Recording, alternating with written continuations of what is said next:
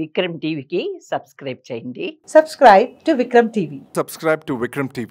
Subscribe to Vikram TV. Subscribe to Vikram TV. Please like, share and subscribe to Vikram TV. Sir అవును, మనం మాట్లాడుకున్నట్టయితే మీరు చెప్పినట్టు చాలా మంది క్వాలిఫికేషన్ వేరు ఉంటుంది, జాబ్ వేరు ఉంటుంది, ప్రొఫెషన్ వేరు ఉంటుంది. అడిగితే సమాధానం ఉండదు. ఏదో బై నడవని ఏ జాబ్స్ దొరుకుతలేవు అంటారు. ఎందుకు కాంప్రమైజింగ్ వస్తుంది? Nice sir. సార్ ఇప్పుడు మనకి ఒక హోటల్ని తీసుకుంటున్నాను నేను. ఆ హోటల్లో కాఫీ, టీ, మిల్క్ అని 3 రకాలుగా పెట్టాం. మన ఇద్దరం వెళ్ళాం అనుకుందాం. సార్ మీరు ఏం తీసుకుంటారు అన్నారు. సార్ మీరు చెప్పండి, పర్లేదు ఏదో ఒకటి చెప్పండి అన్నారు. నాకు ఇష్టమైంది నేను చెప్తానా, మీకు ఇష్టమైంది చెప్తానా? నేను నాకు ఇష్టమైంది చెప్తాను. 2 టీ అంటాను. మేబీ మీరు టీ తాగరు అనుకుందాం. అప్పుడు మీరు నాతో చెప్తారా, సార్ నేను టీ తాగను సార్, నాకు కాఫీ అంటే ఇష్టం అని చెప్పగలుగుతారా? ఆల్రెడీ చెప్పేశారు కాబట్టి చెప్పలేము.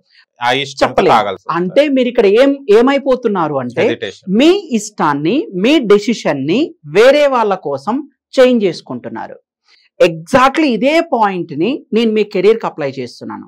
మీరు ఎవరి కోసం సాక్రిఫైస్ చేస్తున్నారు? మీ గోల్ ని ఐదర్ ఫ్యామిలీ కోసమా, మీకోసం సాక్రిఫైస్ చేస్తున్నారా, లేదా ఈ సొసైటీలో ఒక మంచి ఫిగర్ ఉన్నటువంటి మనీ మనకు వస్తుంది అనే దానికోసం మీకున్న గోల్ని సాక్రిఫైస్ చేస్తున్నారా?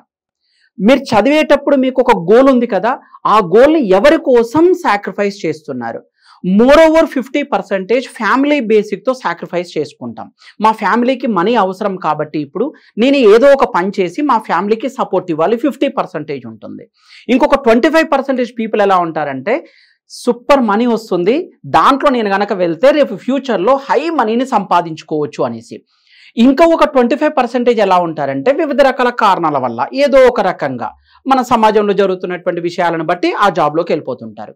ఇప్పుడు కొద్ది మంది మాత్రమే నేను ఏదైతే అనుకుంటున్నానో ఆ పనిలోకి వెళ్ళి నేను సక్సెస్ అవుతానంటారు. ఒకవేళ ఆ పని చాలా చిన్నది అయితే, మీకు ఇక్కడ ఇంకొక క్వశ్చన్ కూడా ఇస్తున్నాను. పనులలో చిన్న పని, పెద్ద పని అని మీరు ఎలా డిసైడ్ చేస్తారు? ఉండదు. చిన్న పెద్ద పని అనేటువంటిది ఏమి ఉండదు కదా.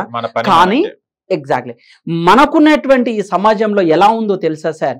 హైయెస్ట్ శాలరీ వస్తే, మంచి ప్యాకేజెస్ వస్తే మనోడు పెద్ద పనిమంతుడు అంటారు, మంచి జాబ్ చేస్తున్నాడు అంటారు. ఒకవేళ తక్కువ శాలరీ వచ్చిందనుకోండి, వీడేం పని చేస్తున్నాడు, ఏదో పనికి మళ్ళీ చిన్న పని చేస్తున్నాడు, ఒక 10,000కి 15,000కి అడ్జస్ట్ అయిపోతున్నాడు అంటారు. అంటే నువ్వు ఆ వర్క్ని ఏ బేస్తో నువ్వు వాల్యూ వేస్తున్నాము? మనీ బేస్తో మనం వాల్యూ వేస్తున్నాం. ఆ పనిలో గనక ఒకవేళ దమ్ముండి నువ్వు హైగా ఇంక్రీజ్ అయినావనుకోండి, అప్పుడు నీకు కావాల్సిన మనీ వస్తుంది కదా. అంటే నేను ఇప్పుడు ఏం చెప్తున్నానో చూడండి మై డియర్ ఫ్రెండ్స్.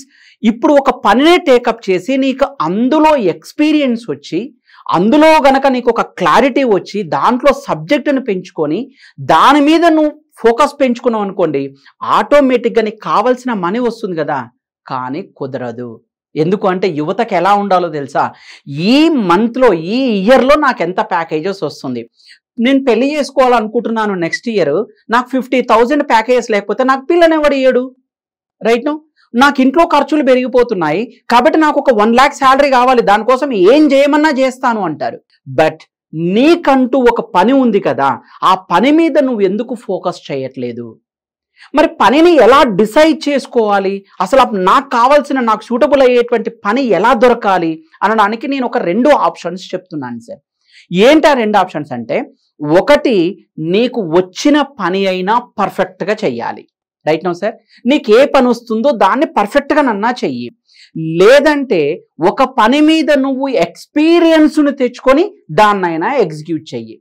అంతేగాని ఏ పని దొరికితే ఆ పని చేసుకుంటూ వెళ్ళినాం అనుకోండి, జస్ట్ లైక్ అక్కడ మనీ వస్తే అక్కడి నుంచి తీసుకోవడం, ఇక్కడ మనీ వస్తే ఇక్కడి నుంచి తీసుకోవడం, ఎందులో నీకు ఎక్స్పీరియన్స్ కాకుండా ఈరోజు యువత అంతా కూడా వాళ్ళ లైఫ్ని ఎండింగ్లోకి తెచ్చేసుకుంటుంది. ఫైనల్గా ఒక పనిలోకి వెళ్ళి నాకు 40 years వచ్చేసినాయంటే ఎక్స్పీరియన్స్ ఎంత అంటే, లాస్ట్ ఇయరే చేశాను సార్, నాకేం ఎక్స్పీరియన్స్ లేదు అంటారు. అందుకే నువ్వు పని మీద ఫోకస్ చేసినప్పుడు నీకు వచ్చిన పని అయినా చెయ్యాలి, లేదంటే ఒకటే పనిని సెలెక్ట్ చేసుకొని పర్మనెంట్గా ఫుల్ సబ్జెక్ట్ వచ్చేంత వరకు, మంచి ఎక్స్పీరియన్స్ వచ్చేంత వరకు, దానిలో దిట్ట అంటాం మనం, ఒక మంచి పట్టు సాధించేంత వరకైనా ఆ పనిని నువ్వు కొనసాగించాలి. జనరల్గా రియల్ ఎస్టేట్లలో మేము కౌన్సిలింగ్స్ ఇచ్చేటప్పుడు చెప్తూ ఉంటాం. ఎలా ఉంటుంది అంటే, సార్ నెల అయింది సార్, ఒక ప్లాట్ కూడా కాలేదు సార్, నన్ను ఏం చేయమంటారు, ఇంకెక్కడ తిరగమంటారు అంటారు. 2 నెలలు అయిపోయింది సార్, 3 నెలలు అయిపోయింది సార్, మమ్మల్ని ఏం చేయమంటారు, ఒక ప్లాట్ కూడా కాలేదు, మిగతా వాళ్ళందరికీ ₹1,00,000 వచ్చేసినాయి, 2 లక్షలు వచ్చేసినాయి అంటారు. నాకు ఒక చిన్న పాయింట్ అర్థం కాదు, నువ్వు ఈ 2 నెలల్లో నీకు ఎంత ఎక్స్పీరియన్స్ వచ్చింది, నువ్వు ఎంత వర్క్ చేసినావు, ఆ వర్క్ మీద నీ సబ్జెక్ట్ ఎంత, ఇది ఏం తెలియకుండా ₹1,00,000 కావాలి, 2 లక్షలు కావాలి అంటే ఎక్కడి నుంచి వస్తుంది బాస్? రైట్ నో, కనీసం మనం ఒక పనిలో నిలదొక్కుకోవాలి, ఆ సబ్జెక్ట్ అర్థం కావాలంటేనే ఒక 6 months పడుతుంది నియర్లీ. 6 months అయినా దాని మీద నువ్వు ఫోకస్ పెట్టాలి, దాని మీద నీ ఎక్స్పీరియన్స్ కావాలి, నువ్వు ఎగ్జిక్యూట్ చేయగలగాలి, నీకు దాని మీద ఏం అర్థమైందో దాన్ని తెలుసుకోవాలి. ఇవన్నీ జరిగితే కదా నీకు అక్కడ మనీ స్టార్ట్ అయ్యేది. నువ్వు ముందే మనీ కావాలి అన్నావు అనుకోండి, పని గాలికి పోతుంది, మనీ అసలు జీరోకి వస్తుంది. ఒక్కసారి 50,000 ఇస్తారు నీ క్యాపబిలిటీని చూసి, వెంటనే స్లోగా ఇతను 40,000 కూడా పనికిరాడు, 30 ఇచ్చినా వేస్ట్ అంటారు, వేరే పని వాళ్ళని వెతుక్కుంటారు, నిన్న ఆఫీస్లోంచి తీసేయాల్సి వస్తుంది. ఇది ఈరోజు జరుగుతున్నటువంటి ఆఫీసులలో ఒక మంచి వర్క్స్ లేదా మనీని బ్యాలెన్స్ చేసుకునేటువంటి వర్క్ ఇలా ఉంటుంది.